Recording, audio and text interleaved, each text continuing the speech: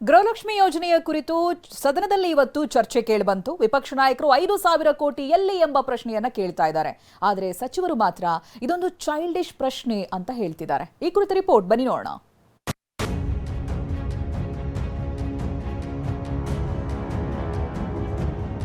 $5,000 ಕೋಟಿ ಹಣ ಯಾವಾಗ ಕೊಡ್ತೀರಾ?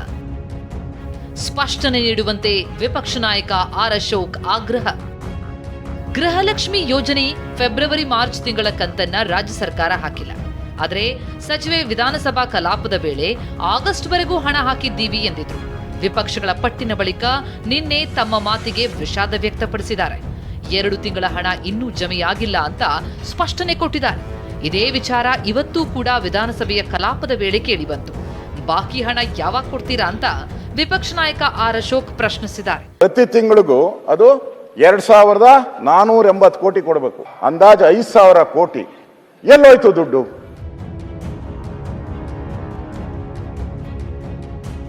ಸದನದಲ್ಲಿ ಸಿಎಂ ಉತ್ತರ ಕೊಡ್ತಾರೆ ಎಂದ ಲಕ್ಷ್ಮೀ ಹೆಬ್ಬಾಳ್ಕರ್.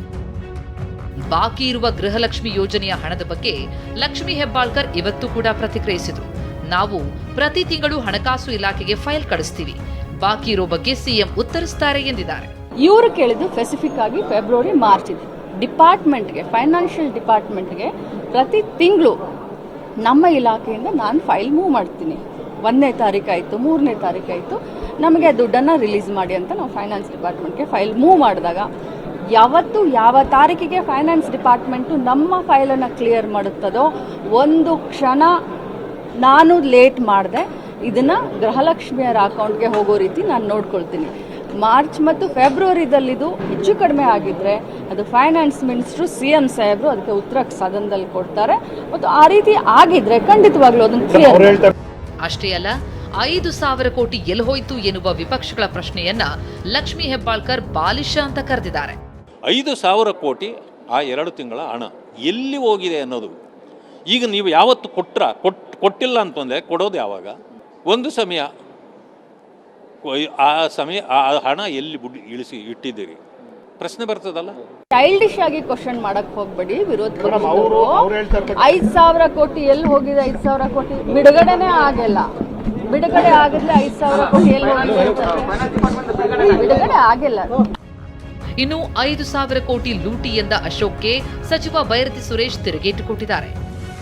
ಇಲ್ಲಿ ಪ್ರಶ್ನೆ ಬಂದಿರೋದು ದುಡ್ಡು ಲೂಟಿ ಯಾಕೆ ಹೊಡೆದ್ರೆ? 5,000 ಕೋಟಿ ಸಣ್ಣ ಅಮೌಂಟ್ ಅಲ್ಲ. 5,000 ಕೋಟಿ ಎಲ್ಲೋಯ್ತು? ಯಾರ ಜೋಬಿಗೆ ಹೋಯ್ತು? ಆ ಬಡವರು ಶಾಪ ಆಗ್ತಾ ಇದ್ದಾರೆ. ಸಂಬಂಧಪಟ್ಟ ಇಲಾಖೆ ಮಂತ್ರಿ ಇರ್ತಾರೆ, ಎಲ್ಲೂ ಹೋಗಿಲ್ಲ. ಸರ್ಕಾರದಲ್ಲಿ ಖಜಾನೆಯಲ್ಲಿ ಇರ್ತದೆ, ಎಲ್ಲೂ ಹೋಗಿರ್ತದೆ ದುಡ್ಡು. ಸರ್ಕಾರದ ಹಣ ಹಂಗೆಲ್ಲ ಡೈರೆಕ್ಟ್ ಹೋಗೋಕೆ ಚಾನ್ಸಸ್ ಇಲ್ಲ. ಅವ್ರು ಏನೋ ವ್ಯಕ್ತಪಡ್ಕೊಂಡು ಬಿಜೆಪಿಯವ್ರು ಯಾವಾಗ ಅನುಮಾನ ಪಡತ್ತಾನೆ 6 ವರ್ಷಕ್ಕೆ ಹೇಳೋರಲ್ಲ, ಸುಳ್ಳು ಹೇಳೋಕ್ಕೆ ವಿರೋಧ ಪಕ್ಷ ಇರೋದು ಅಂತ ಹೇಳಿ. ಗೃಹಲಕ್ಷ್ಮಿ ಕುರಿತ ಗದ್ದಲ ರಾಜ್ಯ ರಾಜಕಾರಣದಲ್ಲಿ ಹೆಚ್ಚುತ್ತಲೇ ಇದೆ. ಸಚಿವೆ ಹಣಕಾಸು ಇಲಾಖೆ ಕಡೆ ಬೊಟ್ಟು ಮಾಡಿದ್ರೆ ಬಾಕಿ ಹಣ ಹಾಕಸಿಯೇ ಸಿದ್ಧ ಅಂತ ವಿಪಕ್ಷ ಪಣ ತೊಟ್ಟಿದೆ. Bureau report, TV9.